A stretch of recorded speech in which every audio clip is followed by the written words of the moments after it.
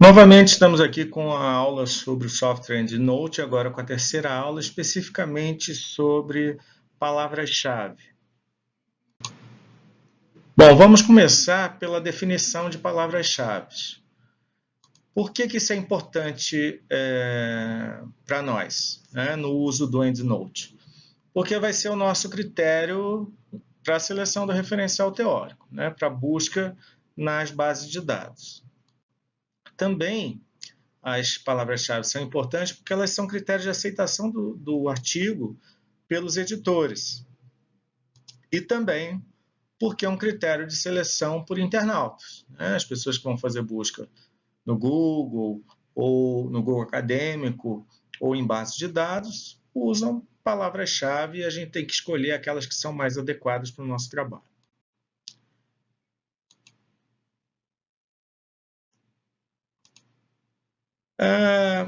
A gente vai selecionar as palavras-chave para a escolha do nosso referencial teórico. Então, vamos imaginar um objetivo de um artigo que seja avaliar as práticas de gestão ambiental em micro e pequenas empresas na cidade de Campo Grande.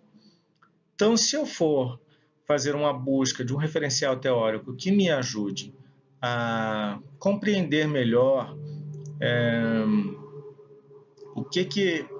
como avaliar essas práticas de gestão ambiental em micro e pequenas empresas, nesse objetivo eu destaco duas palavras-chave em potencial. A primeira delas é micro e pequenas empresas, porque eu não quero ver a avaliação de práticas de gestão ambiental em qualquer tipo de empresa. Então, o foco é nas micro e pequenas empresas.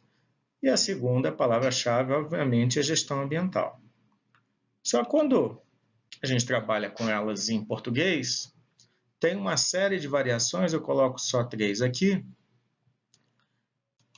Mas quando trabalhamos com as palavras em inglês, que é normalmente as palavras que utilizamos no processo de busca de artigos, olha a quantidade de possibilidades para essa palavra-chave micro e pequenas empresas, como elas aparecem nos artigos. A gestão ambiental talvez seja um termo um pouco mais restrito. A gente tem duas possibilidades, pelo menos é o que eu enxergo nesse momento. Mas se formos buscar essas palavras-chave par a par, nesse caso aqui, eu teria que fazer os pares. Então, essa palavra-chave da gestão ambiental com essa palavra-chave das micro e pequenas empresas e fazer o mesmo par a par para todas, uma combinação dessas duas com essas todas aqui. Isso dá um trabalho muito grande. Então, a melhor coisa a fazer é criar estratégias para que eu não precise fazer tantas buscas. Então, vamos apresentar um pouco disso. A primeira coisa, quando a gente define palavra-chave, é escolher aquela que mais aparece nos artigos. Então, pegando 2 termos aqui, sustentabilidade e desenvolvimento sustentável, para alguns isso é tratado como sinônimo ou como palavras muito correlatas. Mas se eu fosse fazer uma busca nesse sentido, qual das duas lhe parece mais adequada para usar no seu artigo?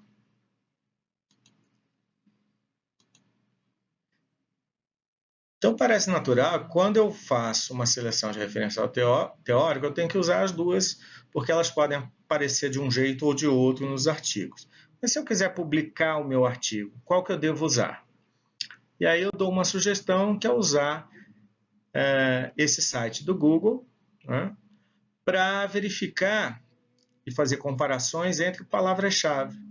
Vejam que a palavra-chave sustentabilidade ela é muito mais usada do que desenvolvimento sustentável, que está aqui em vermelho. A gente vai ver aqui por esse gráfico de barras e também pelo gráfico ao longo do tempo. Então fica essa dica para quando você quiser publicar um artigo, qual palavra-chave utilizar. Então eu vou deixar como tarefa você imaginar qual é o tema geral do seu trabalho, quais seriam as palavras-chave, considerar sinônimos, siglas, variações de grafia, nomenclatura técnica, etc. E, posteriormente, confirmar com seu orientador a validade desse resultado. Então, para evitar fazer muitas buscas,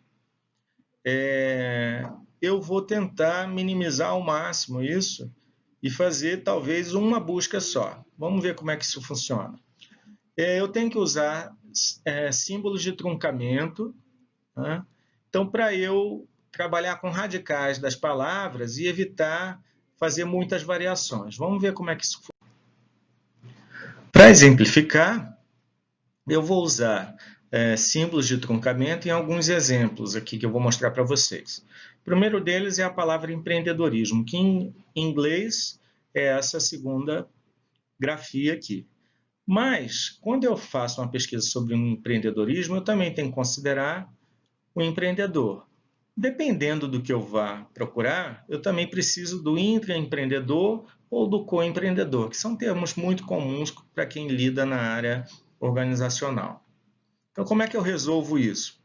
Eu faço uma busca só que vai encontrar todas essas palavras usando o asterisco como um símbolo de truncamento, que ele vai trabalhar com esse radical mais zero a infinitas letras após a letra N e zero a infinitas letras antes da letra E. É assim que ele vai fazer essa busca. Um outro exemplo é a palavra comportamento, que em inglês permite duas variações. No inglês britânico é de um jeito, no inglês americano é de outro. Então eu uso o cifrão, que ele vai substituir zero ou uma letra, zero ou um caractere, né? E aí eu vou usar para considerar essa diferença de grafia aqui com o U e sem o U. E uma terceira possibilidade é a palavra organização, que no inglês americano normalmente é com Z e no inglês britânico normalmente com S. Então, como é que eu resolvo isso? Usando a interrogação, que ele não considera a ausência da letra, é só uma única letra. Então, todas as palavras, a palavra-chave escrita dessa forma na busca, ela vai achar tanto organização com S quanto organização com Z.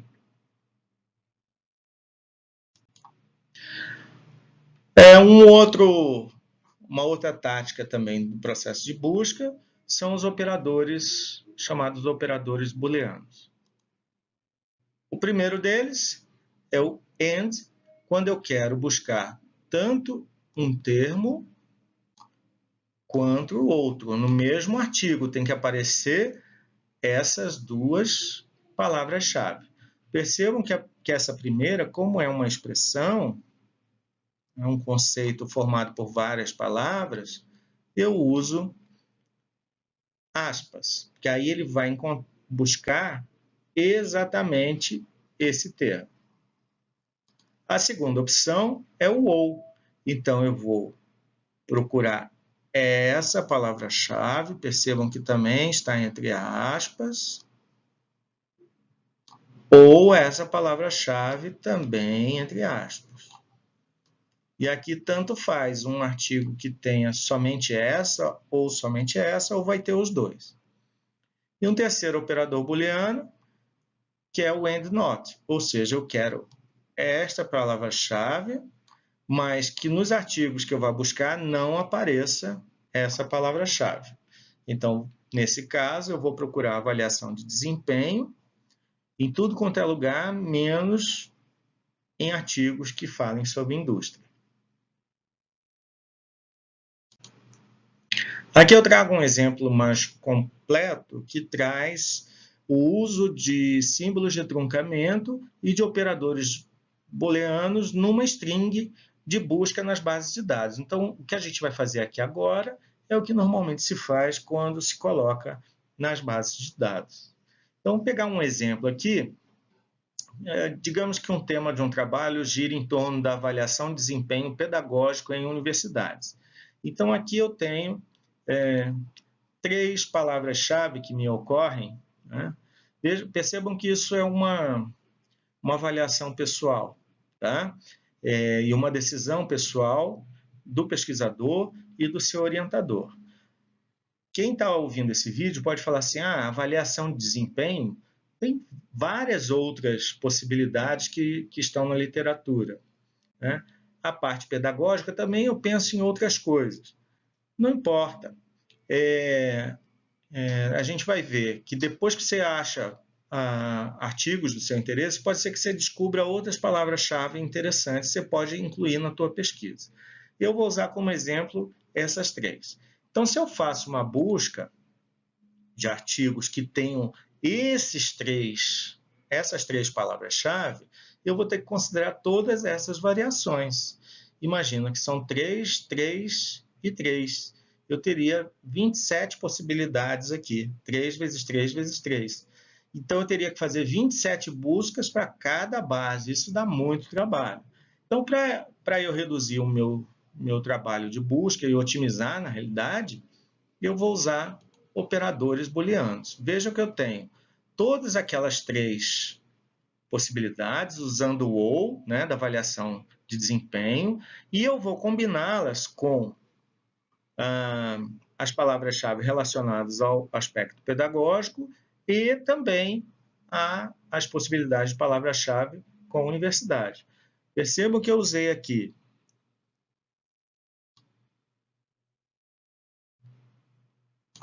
o parêntese para limitar cada grande grupo desse, né? Então, eu tenho aqui nessa primeira, sempre entre aspas os termos, né? Avaliação de desempenho nas suas possibilidades de grafia. Então, um ou outro, mas combinado com essas 2 possibilidades aqui do aspecto pedagógico. Percebam que eu usei o asterisco aqui, que vai considerar tanto essa quanto essa palavra-chave. E a universidade. Eu usei essas 3.